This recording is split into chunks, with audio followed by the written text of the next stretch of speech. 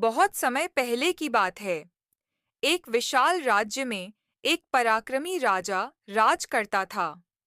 उसके एक ही पुत्र था, सुंदर, वीर और बुद्धिमान। राजकुमार की उम्र 20 वर्ष हो चली थी, पर अब तक उसका विवाह नहीं हुआ था।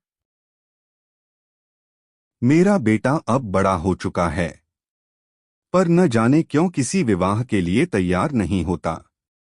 मुझे इसकी चिंता खाए जा रही है। महाराज, राजकुमार किसी राजकुमारी से नहीं, बल्कि एक परी से विवाह करना चाहते हैं। जब से उन्होंने परी लोक की बातें सुनी हैं, उनका मन वहीं खो गया है। परीलोक? पर वह कहाँ है? पंडितों से कहो, वे खोज निकालें उस लोक का रास्ता। राजा के आदेश से बड़े-बड़े पंडित बुलाए गए, ग्रंथ खोले गए, नक्षत्र देखे गए, पर परीलोक का कोई पता न चल सका।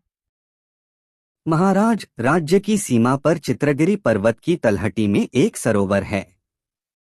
कहा जाता है वहां परियां वास करती हैं, मगर उन्हें पहचानना असंभव है।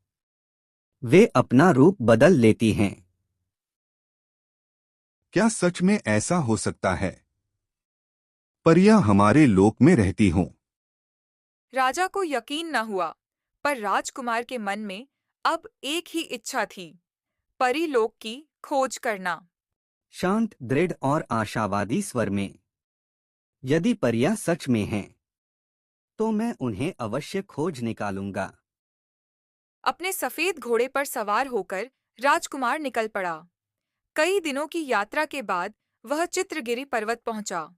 वहां उसे एक रहस्यमयी गुफा दिखाई दी, जिसके भीतर से झरना बह रहा था। झरने के किनारे उसने एक टूटी झोपड़ी में डेरा डाल लिया। उसके दिल में विश्वास था, यहीं कहीं परियां आती होंगी। यह तो बस शुरुआत थी। आगे क्या हुआ, जानिए काली परी भाग 2 में।